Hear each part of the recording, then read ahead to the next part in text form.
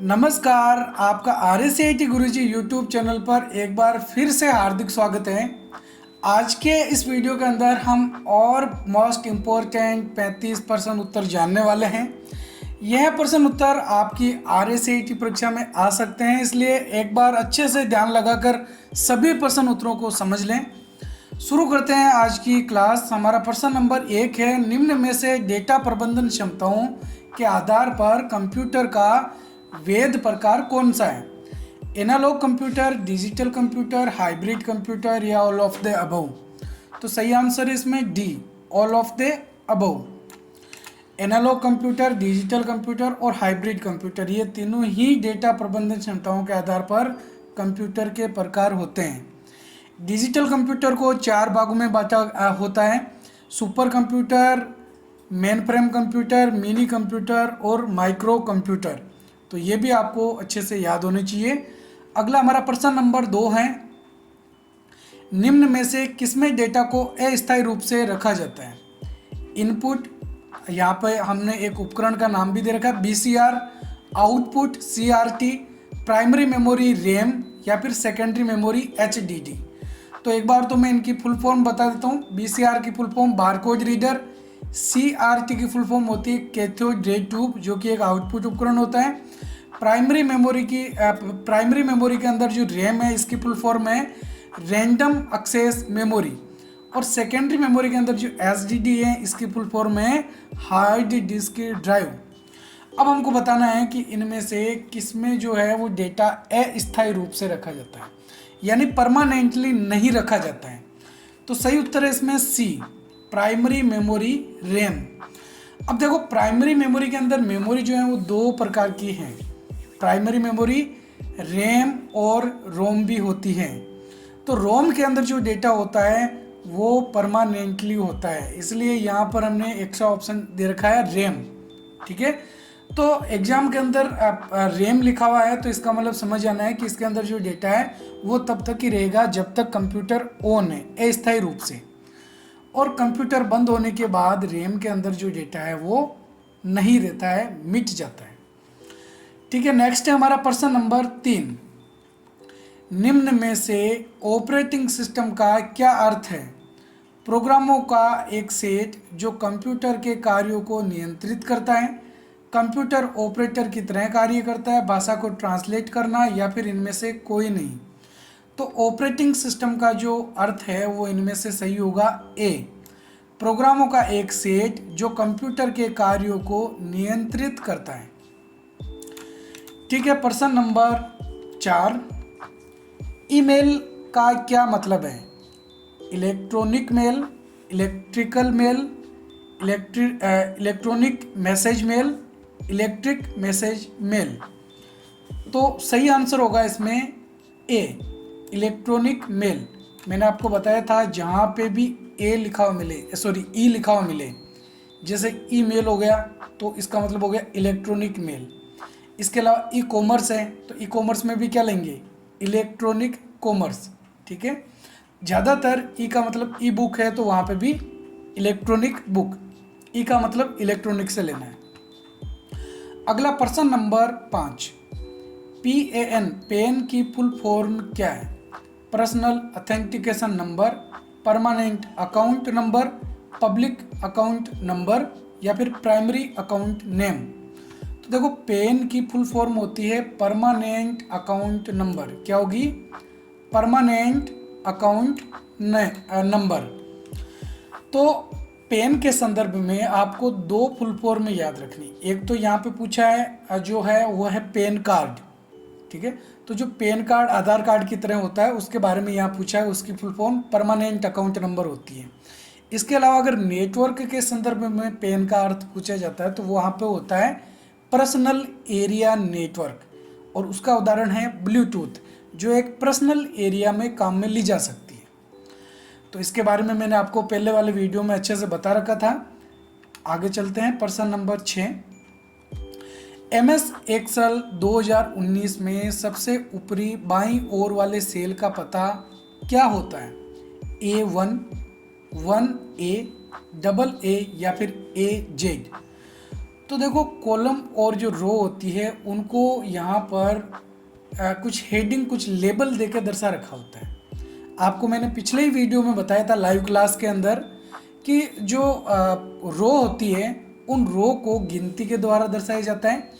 Microsoft Excel की spreadsheet के अंदर 10,48,576 रो होती है और जो कॉलम होते हैं उनको ABCD द्वारा दर्शाया जाता है। 16,384 कॉलम होते हैं। तो रो और कॉलम को गिनती और ABCD के द्वारा दर्शाया जाता है। अब यहाँ पर ध्यान में रखना, सबसे पहले कॉलम आता है, उसके बाद में रो आती है। तो सही आंसर क्या होगा? कॉलम को किस में दर्शाया जाता है? ABCD के द्वारा। तो पहले क्या आएगा? कॉलम आएगा यानी कि A, उसके बाद में गिनती आएगी 1। तो इसमें सही आंसर हो गया A1। अब देखो A1 तो यहाँ पे हमने इस तरीके से एड्रेस के रूप में इसको सही माना है, लेकिन यहाँ पे पूछा गया है कि बाईं ओर, सबसे ऊपर की तरफ बाईं ओर वाला जो सेल का एड्रेस है उसका जो एड्रेस है वो क्या होता है? तो वो होता है A1। इसके बाद साइड में होगा तो यहाँ पर होगा B1, C1 और इस तरीके से नीचे होगा तो A1, उसके बाद में A2, A3, A4 इस तरीके से होते हैं। ठीक है, तो सबसे ऊपरी कोने बाईं तरफ वाला A1 होगा। अगला प्रश्न नंबर 7 है, कंप्यूटर उपयोगकर्ता के लिए कौन सा यूजर अकाउंट नहीं बना सकते हैं? Standard account, administrator account, bank account या फिर ऑप्शन A एंड B दोनों। तो क्या होगा इसके अंदर? कंप्यूटर उपयोगकर्ता के लिए हम बैंक अकाउंट नहीं बना सकते। बैंक अकाउंट तो बैंक में जाके ही खुलवाना पड़ेगा। स्टैंडर्ड अकाउंट और एडमिनिस्ट्रेटर अकाउंट, ये दोनों अकाउंट बनाए जा सकते हैं। ठीक है, तो कंप्यूटर में ये दो अकाउंट बना सकते हैं, एडमिनिस्ट्रेटर और स्टैंडर्ड। तो हमारा जो भी यूजर अकाउंट है वो इन दोनों में से कोई एक होता है। या तो एडमिनिस्ट्रेटर होता है जिसमें हम कंप्यूटर में कुछ भी चेंजेस कर सकते हैं। स्टैंडर्ड अकाउंट के अंदर हमको कुछ लिमिटेड चेंजेस करने के ही ऑप्शन मिलते हैं। अगला प्रश्न नंबर 8 है, निम्न में से कंप्यूटर से हटाई गई फाइल या फोल्डर को किसमें संग्रहित किया जाता है? My computer, search box, recycle bin या फिर डिलीट बॉक्स। तो जो भी फाइल फोल्डर हम कंप्यूटर से डिलीट करते हैं वो किस में सेव होती है? रिसाइकल बिन के अंदर। रिसाइकल बिन का जो आइकन है वो डेस्कटॉप पे बना हुआ होता है और कंप्यूटर से डिलीट की गई फाइलें उसमें सेव रहती हैं। और अगर हम रिसाइकल बिन से उन फाइलों को डिलीट कर देते हैं तो फिर वो फाइलें हमारे कंप्यूटर से परमानेंटली डिलीट हो जाती हैं। और अगर हम रिसाइकल बिन में भेजे बिना किसी फाइल फोल्डर को डिलीट करना चाहते हैं तो उसकी शॉर्टकट कुंजी होती है Shift+Delete। पिछले वीडियो में आपको बताया था। नेक्स्ट प्रश्न नंबर 9 है, निम्न में से कौन सा सर्च इंजन नहीं है? गूगल, बिंग, क्रोम या फिर याहू। तो इसमें सही उत्तर है C, क्रोम। इसको गूगल क्रोम के नाम से भी जानते हैं। ये क्या होता है कि ब्राउजर होता है, सर्च इंजन नहीं होता है। गूगल, बिंग और याहू ये सर्च इंजन के उदाहरण हैं। ठीक है, नेक्स्ट प्रश्न नंबर 10, हार्ड कॉपी को सॉफ्ट कॉपी में बदलने के लिए किस उपकरण का प्रयोग किया जाता है? प्रिंटर, मॉनिटर, स्कैनर या फिर कीबोर्ड। तो जो हार्ड कॉपी है, जो प्रिंटेबल है, जिसका भौतिक अस्तित्व है, उसको सॉफ्ट कॉपी में बदलना, उसको वापस कंप्यूटर में रखना है। तो हार्ड कॉपी को सॉफ्ट कॉपी में बदलने के लिए यहाँ पर हम जो उपकरण काम में लेंगे वो होगा स्कैनर। और जो सॉफ्ट कॉपी है उसको अगर हार्ड कॉपी में बदलना है तो उसके लिए प्रिंटर का प्रयोग किया जाता है। अगला प्रश्न नंबर 11, ऑनलाइन भुगतान करने के लिए किस माध्यम को चुना जा सकता है? Credit card, net banking, debit card या उपरोक्त सभी। अगर हमको ऑनलाइन पेमेंट करना है तो इसके लिए कौन सा ऑप्शन काम में ले सकते हैं? ये सभी काम में ले सकते हैं, उपरोक्त सभी। हम क्रेडिट कार्ड या डेबिट कार्ड से पेमेंट कटवा सकते हैं या इंटरनेट बैंकिंग का प्रयोग कर सकते हैं जिसको नेट बैंकिंग भी कहा जाता है। अगला प्रश्न नंबर 12 है, ALU का पूरा नाम क्या है? Application logic unit, arithmetic local unit, advance logic unit या फिर अर्थमेटिक लॉजिक यूनिट। तो सही आंसर है इसमें डी, अर्थमेटिक लॉजिक यूनिट। तो CPU को 3 भागों में बांटा होता है, ALU, CU और MU। ALU का मतलब होता है अर्थमेटिक लॉजिक यूनिट, CU का मतलब होता है कंट्रोल यूनिट और MU का मतलब होता है मेमोरी यूनिट। तो ये 3 भाग आपको याद रखने हैं। अगला प्रश्न नंबर 13 है, निम्न में से ऑप्टिकल डिस्क नहीं है? Hard disk drive, CD, DVD, Blu-ray disc. तो सही उत्तर है इसमें A, hard disk drive optical disk नहीं होती है। तो होती कौन सी है? CD होती है, DVD होती है और ब्लूरे डिस्क होती है। अब देखो ऑप्टिकल डिस्क का कभी भी क्वेश्चन आ जाता है तो आपको ध्यान में रखना है ऑप्टिकल डिस्क के उदाहरण इन तीनों में से ही कोई होगा, या तो CD होगा या DVD होगा या ब्लूरे डिस्क होगा, ज़्यादातर इन तीनों में से ही होता है। अब सामने CDR लिखा हुआ है, CDRW लिखा हुआ, उससे कोई ज़्यादा मतलब नहीं है। CD है तो इसका मतलब है ऑप्टिकल डिस्क है, DVD है तो ऑप्टिकल डिस्क है, RRW लिखा हुआ तो भी वो ऑप्टिकल डिस्क ही है। ठीक है, तो ये ध्यान में रखना है। CD की फुल फॉर्म होती है कॉम्पैक्ट डिस्क और DVD की फुल फॉर्म होती है डिजिटल वीडियो डिस्क या डिजिटल वर्सटाइल डिस्क। नेक्स्ट प्रश्न नंबर 14, इनमें से कौन सी कंप्यूटर की एक सीमा है?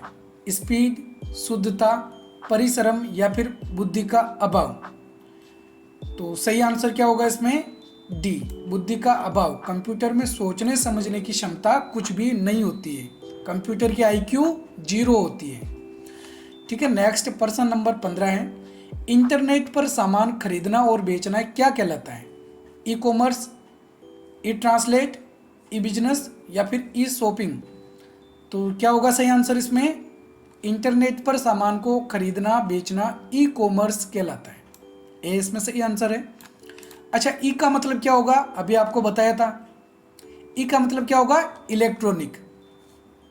ठीक है, नेक्स्ट प्रश्न नंबर 16 है, कंप्यूटर पर उपयोगकर्ता को एक समय में एक से अधिक कार्यों को करने और प्रोग्रामों को चलाने की ऑपरेटिंग सिस्टम की क्षमता को किस नाम से जाना जाता है?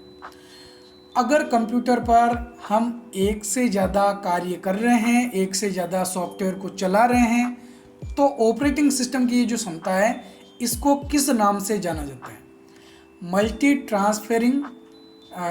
मल्टीटास्किंग, मल्टी प्रोसेसिंग या फिर रियल वर्किंग।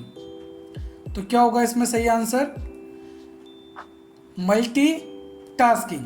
ठीक है, कंप्यूटर पर एक समय में एक से ज़्यादा हम प्रोग्राम चला रहे हैं तो ऑपरेटिंग सिस्टम की ये जो क्षमता है इसको हम क्या बोलते हैं?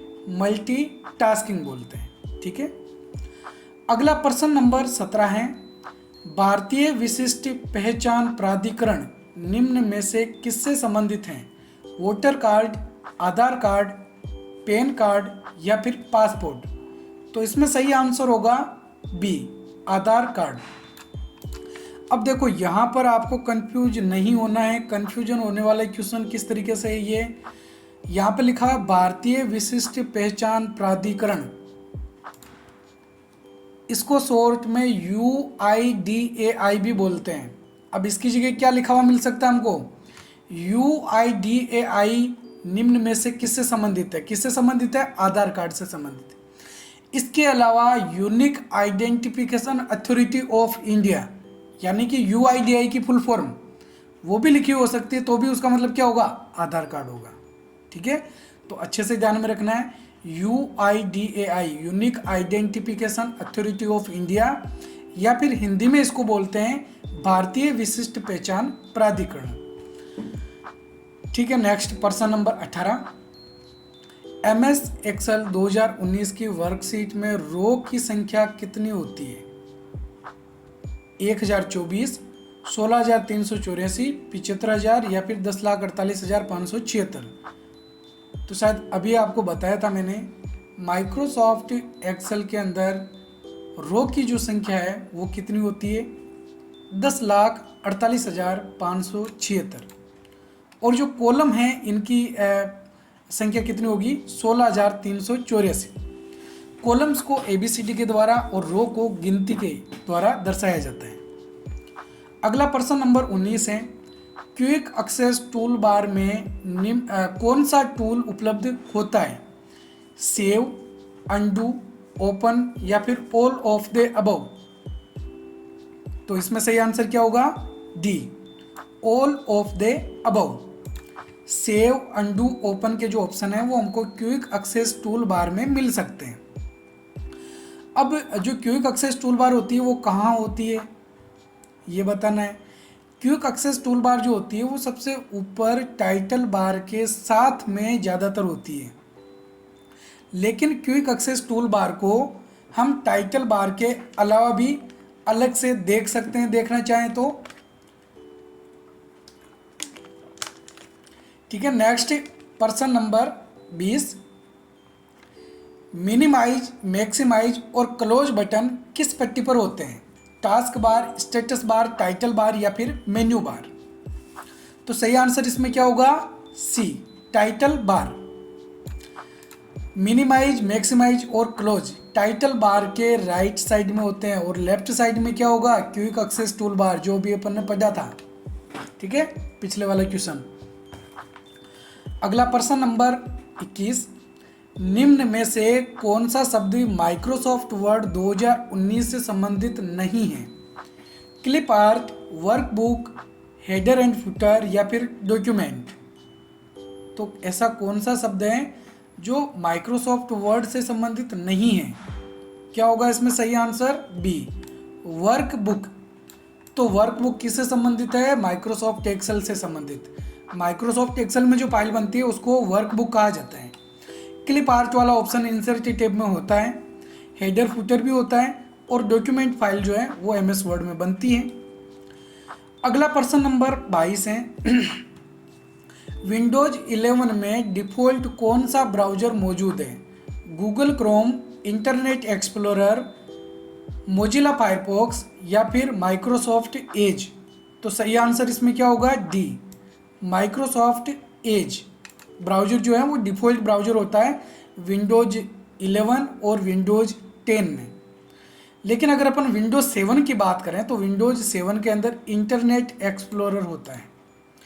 विंडोज 7 के बाद में विंडोज 10, विंडोज 11 जो भी हम विंडोज यूज कर रहे हैं, इन सब के अंदर माइक्रोसॉफ्ट एज जो है उस ब्राउज़र को ऐड कर दिया गया है। अगला प्रश्न नंबर 23 है, एमएस एक्सेल 2019 में ऑटो सम करने की शॉर्टकट कुंजी क्या है? Alt+S, Ctrl+Enter, Alt+ या फिर Alt+A? तो देखो, ऑटो सम करने से क्या होता है? ऑटो सम करने से ऑटोमेटिक जोड़ हो जाती है। ठीक है, सम का प्रयोग हम जोड़ करने के लिए करते हैं। तो ऑटो सम करने के लिए हम जो शॉर्टकट कुंजी काम में लेते हैं वो होती है Alt+। ये याद रखना है, ऑटो सम करने के लिए Alt+= शॉर्टकट कुंजी काम में ली जाती है। अगला प्रश्न नंबर 24 है, कर्सर को लाइन के शुरुआत में लाने के लिए किस कुंजी का प्रयोग करते हैं? कर्सर को लाइन के शुरू में लाना है, इंसर्ट की, होम की, एंड की या फिर टैब की?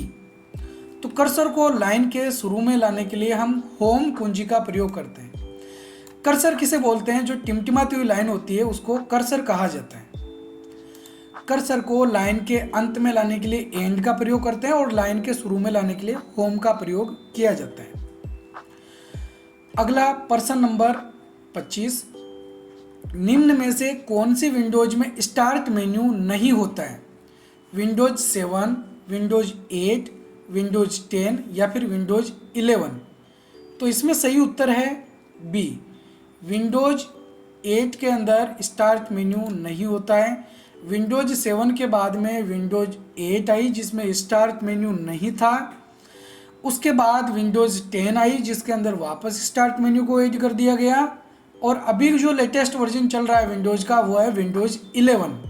ठीक है, अगला प्रश्न नंबर 26 है, इंटरनेट का मुख्य उपयोग क्या है? कम्युनिकेशन, एजुकेशन, ई कॉमर्स या फिर ऑल ऑफ द अबव? तो इंटरनेट का मुख्य कार्य क्या होता है? कम्युनिकेशन यानी संचार करना, एजुकेशन यानी शिक्षा लेना, ई कॉमर्स यानी ऑनलाइन लेन देन करना, ऑनलाइन सामान खरीदना बेचना। तो ये सभी कार्य किए जा सकते हैं, इसलिए सही आंसर इसमें क्या होगा? D, all of the above. Next हमारा प्रश्न नंबर 27 है, प्रस्तुतिकरण बनाने के लिए निम्न में से किस एप्लीकेशन सॉफ्टवेयर का प्रयोग किया जाता है? MS word, MS excel, MS PowerPoint या MS पेंट। तो देखो, प्रस्तुतिकरण को अंग्रेजी में प्रेजेंटेशन कहा जाता है। क्या बोलेंगे? प्रेजेंटेशन। तो प्रेजेंटेशन फाइल कौन से सॉफ्टवेयर में बनाई जाती है? MS पावर पॉइंट में बनाई जाती है। इसलिए सही आंसर इसमें क्या होगा? सी। प्रेजेंटेशन जो फाइल होती है उसका फाइल एक्सटेंशन नेम आपको याद रखना है .pptx। ठीक है, माइक्रोसॉफ्ट पावर पॉइंट में जो फाइल बनती है उसका एक्सटेंशन नेम क्या होता है? .pptx होता है।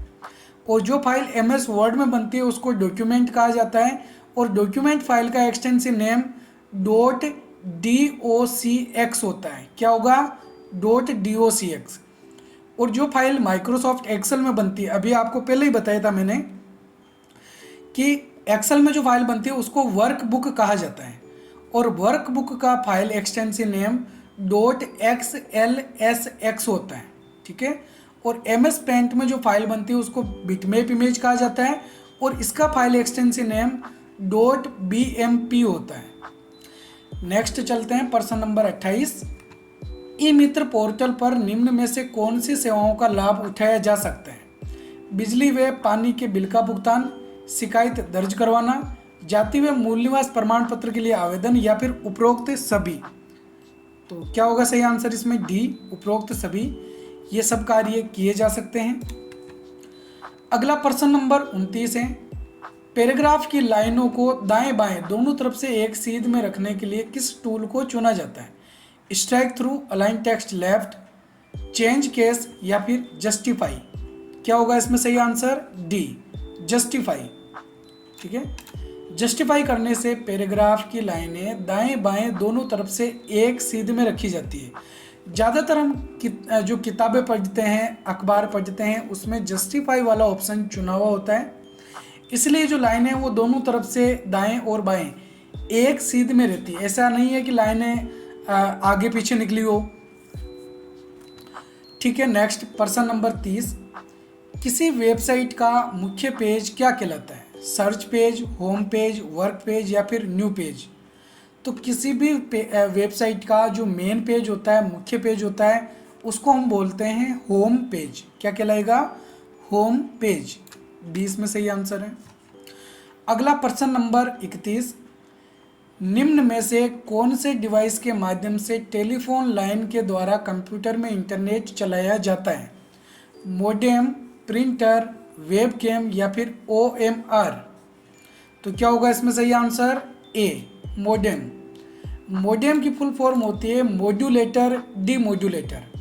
और मोडेम का जो काम है वो ये होता है कि टेलीफोन लाइन के माध्यम से जो सिग्नल आते हैं उन सिग्नल को एनालॉग सिग्नल कहा जाता है, और हमारा कंप्यूटर जो सिग्नल समझता है उनको डिजिटल सिग्नल कहा जाता है।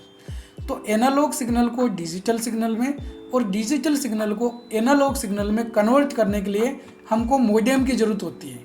या कुल मिला के हम कहें कि टेलीफोन लाइन के माध्यम से हमको इंटरनेट चलाना है तो हमको मोडेम की आवश्यकता होगी। अगला प्रश्न नंबर 32 है। निम्न में से क्लाउड स्टोरेज का उदाहरण कौन सा है? Google drive, Microsoft one drive, drop box, या फिर ऑल ऑफ द अबव। तो इसमें सही आंसर होगा D, all of the above. Next प्रश्न नंबर 33 है। TDS की फुल फॉर्म क्या है? Tax deposit scheme, tax dedicated at sources, time deposit scheme, total deposit scheme. तो इसमें सही उत्तर है B, tax dedicated at source.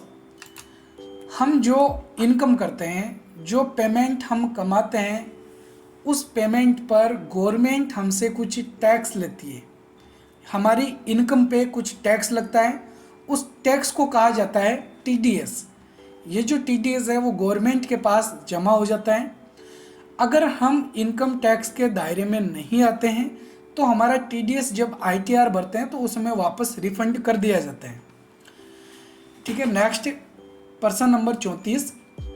निम्न में से एंड यूजर सॉफ्टवेयर किसे कहा जाता है?